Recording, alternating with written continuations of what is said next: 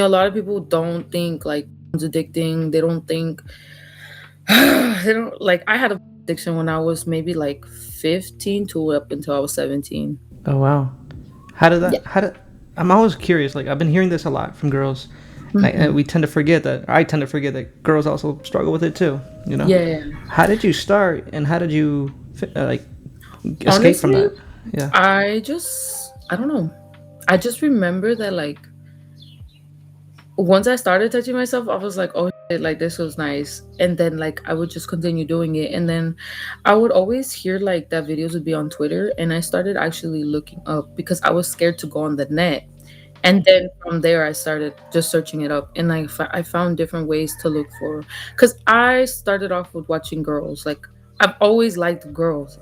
So I don't know. Used to, if I did ever watch straight porn, I would always be like listening for the girl. I wouldn't pay attention to the guy. Like it started off on like going through Twitter videos and I don't know, just liking the feeling.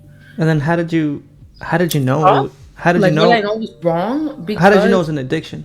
and Or yeah. because I would be up literally I would my I had a routine already of when I would master I would get on and like watch stuff.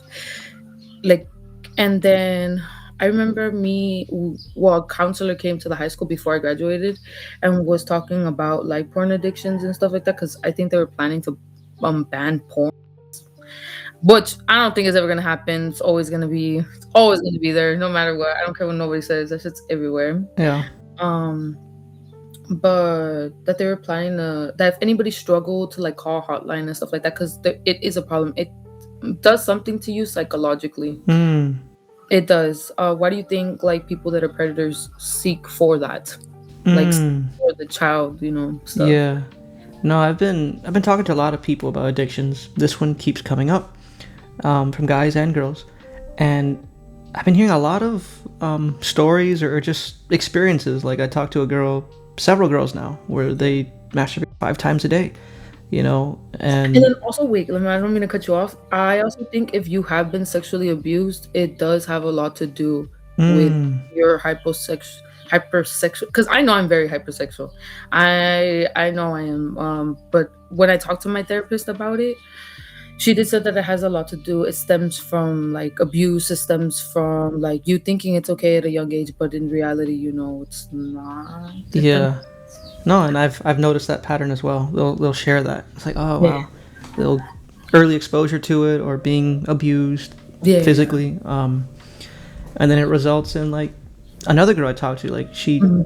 masturbates for hours before going to bed because she can't fall asleep without doing it. Yeah. That used to be me. That used to be me. I couldn't fall asleep without doing that. Now, well, I'm not gonna lie, sometimes, well, obviously, once in a while. And then I'm older now, I already experienced more things. Hmm. So I feel like I'm not as how I used to be when I was younger, but I don't know. It's just not something that I look forward to. If you're looking forward to doing, it's already something that's in your routine. It takes 30 days for you to get something into a routine. Hmm. So like, I Yeah. don't know. So then here's the bigger question. Yeah. Why do you think people fall into addictions in the first place? I think because it gives them like a feeling of satisfaction or like a dopamine, is that what it's called, is released? Yeah. I feel like they get like maybe an adrenaline rush. I don't know, something, a thrill, like that little feeling of like, oh my God, like, I don't know. I don't know how to, or like a lot of people just love the high. They don't want to get off of it when it comes to smoking weed or like doing like harder drugs. Yeah. At least from what I know from my mom, because my mom and my dad are both, well, we're both drug addicts. My mom stopped doing crystal since 2010. Oh wow. Yeah, so that lady has taught me a lot. Yeah, Yeah. I believe like there's different layers, but I think the main one is it's a form of escape. I think people are trying to escape from some kind of trouble, stress in life, and then they go to this temporary high, and then they have to constantly do it because it's temporary, and yeah, then it becomes an addiction. I agree with that. I agree with that totally. And I believe there's a way out of that cycle. At least from my perspective, I believe the way to truly heal is by having a relationship with God. I think that can completely transform everything. Yeah, definitely. I don't know. I've been very pushed away from like going to church and stuff like that, but I've always appreciated my relationship with God because my mom taught me that you don't have to go to church every day to be religious. You don't have to, like, yes, you're taking a part of your day, you're doing an extra part, but like, just simply you continuously praying, having Him there, like, not just asking for because you're not supposed to just ask. And that's what people don't understand. Like, you're all supposed to do good, like out of your own kindness. You're all supposed to Yeah. talk like throughout your day, be like, "Hey, how are you?" You know what I mean? Yeah, not in order to gain something from people. Yeah. Yeah, Or treat God like a genie. Like I just want yeah, stuff where you yeah. yeah, definitely. So here's the deep question I ask everyone. If you were to die right now, where do you think you would end up? I don't know. I have no idea. Cause for a while I used to be like, "There's no heaven or hell." Like I think I don't know. Not that you like turn to an animal or that you turn to another person, but like I don't know. I don't think that you go up or down, if that makes sense. I think I don't know. I don't know what happens after, but like Yeah, in like if there was a heaven and a hell, do you think you're good enough to make it to heaven? to make it to heaven, I don't know.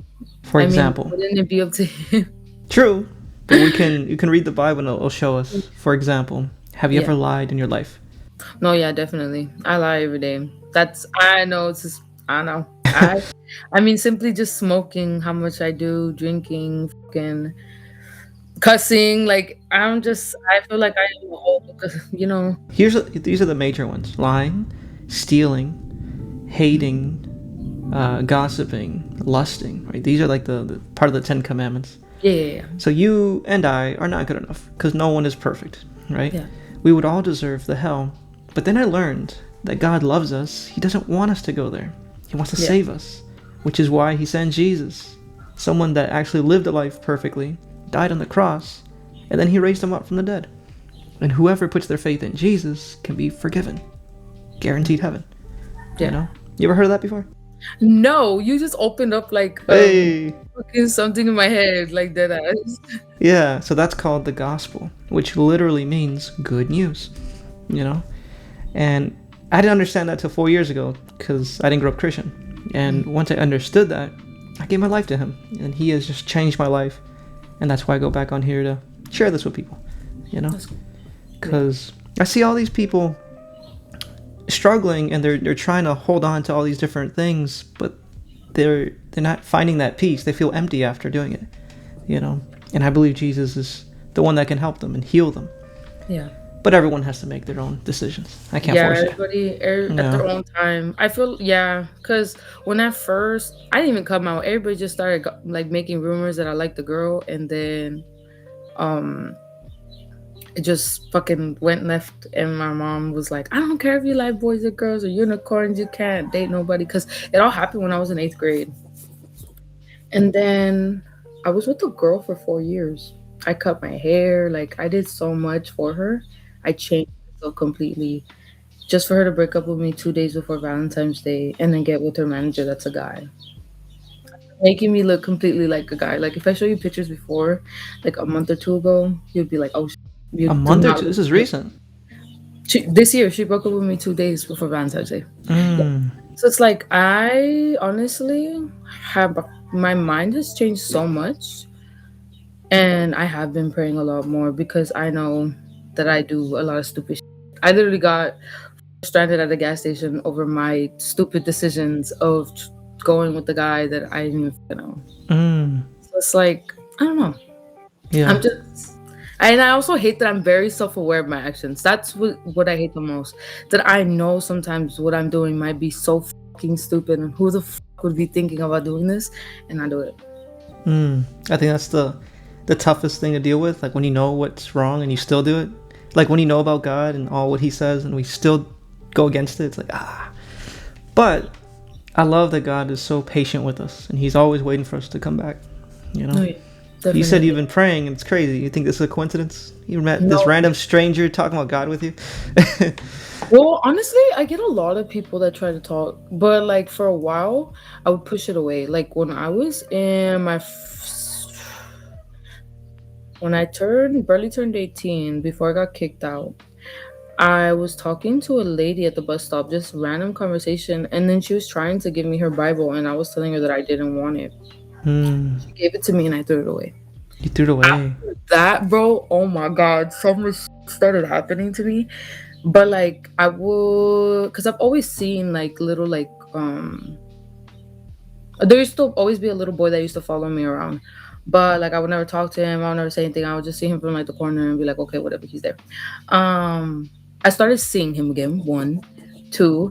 A bunch of like weird shit started happening to me. Not bad, but like weird shit in the sense of like, I don't know, just things that would never happen to me before.